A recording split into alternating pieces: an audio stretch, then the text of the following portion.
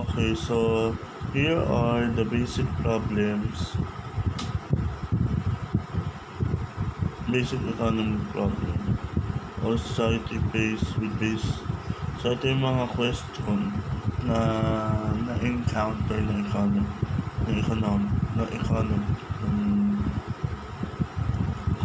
natin. Number one, what to produce. First of all, system must determine the desire of the people, goods and services to be produced are based on the needs.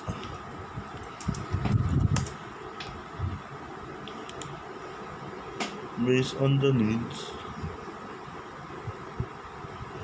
of the consumer. However, there are some factors that should be taken into consideration in producing the goods and services. The individual need. These are availability of resource, physical environment, custom and tradition of the people. So, para mo produce,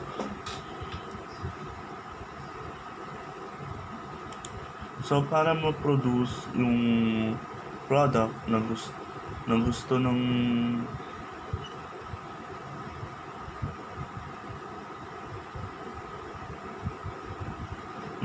ng ano tawag dito? Ng customer. So, you must consider number one, the availability of resources.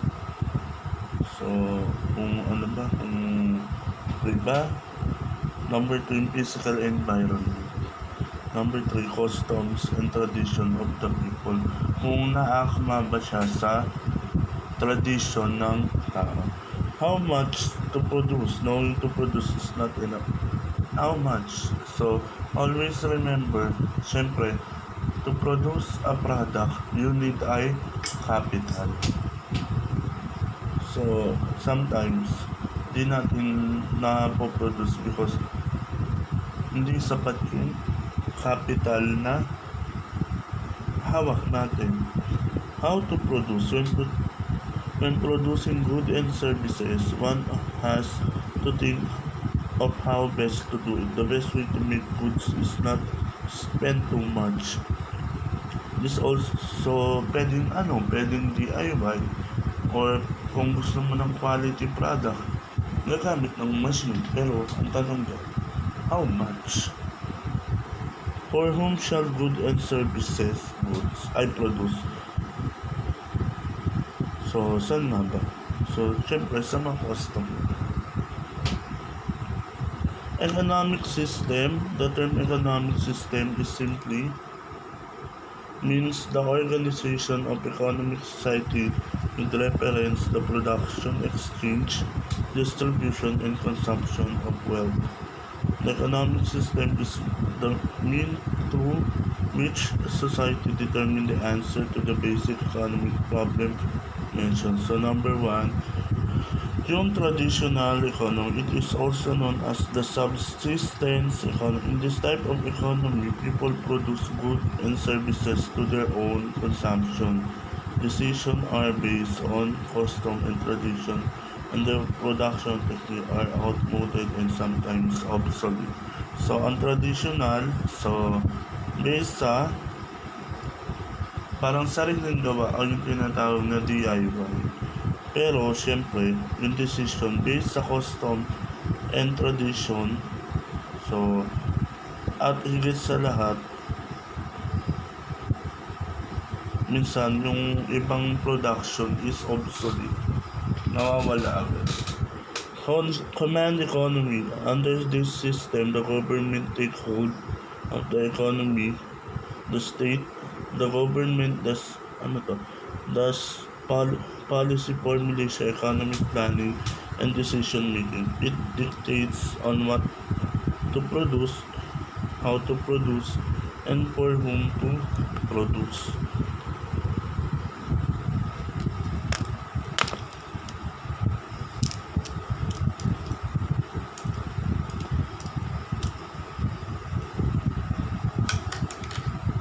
So, whom to produce? The system works based on the interest of the country and not on the individual. So, when you say command economy, so yung gusto ng marami, hindi yung individual naman. in general. Kumbaga. So, market system is a capitalistic system. Business enterprise are owned and controlled by a private individual. One of the major features of this system is free enterprise in competition with other business. Inherent in a market economy is individualism or laissez-faire, which means let alone or freedom from government control of business enterprise. Private firms do major decision about production and consumption. So market system controlled by private individual at higit sa lahat free enterprises na walang kumokontrol ng government. Mixed economy, the system which is a mixture of different types of economy. The private capitalists and the government play a major role solving the basic problem of the economy. The benefits of the consumer, the government set laws and rules that regulate economic life. So, methods of economics.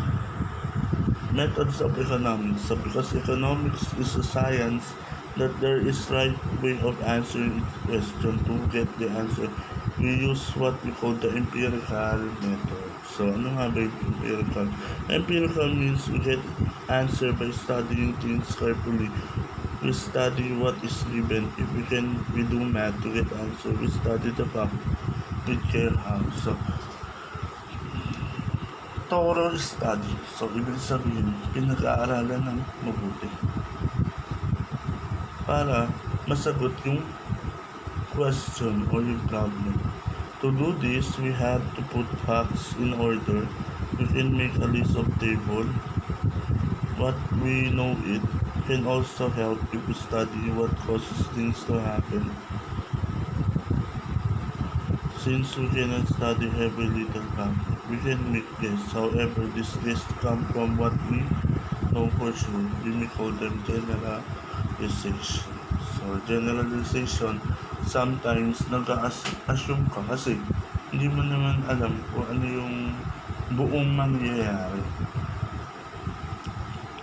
A science economic demand a way of answering questions. For instance, the law of demand tells us that the price of good goes up. People will not buy it as much. That will happen.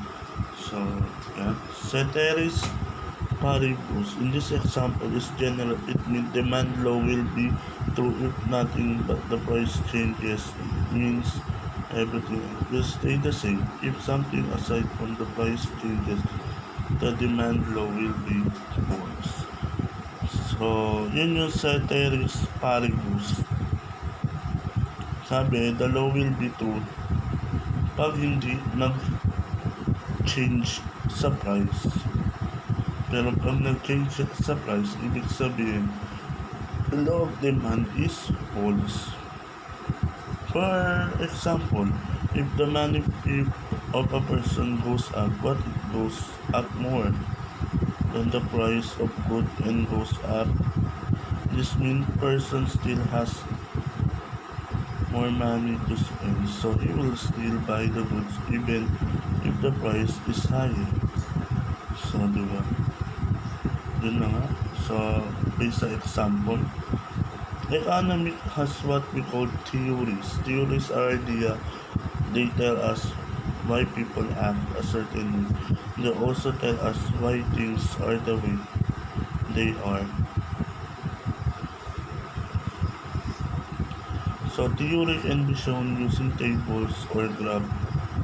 2.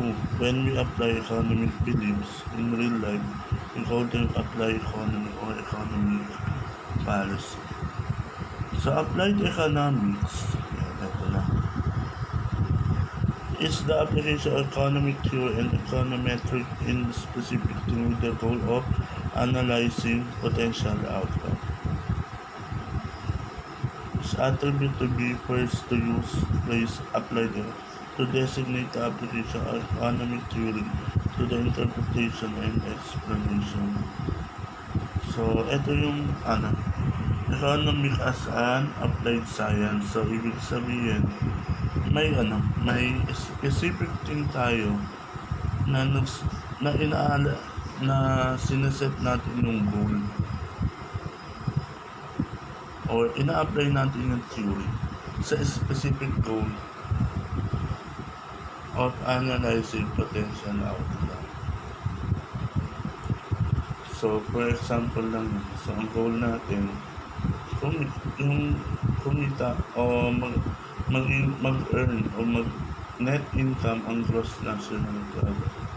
So, paano natin apply apply economics?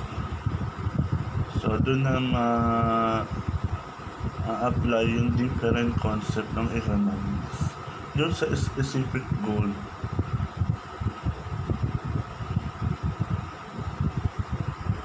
So, doon natatapos ang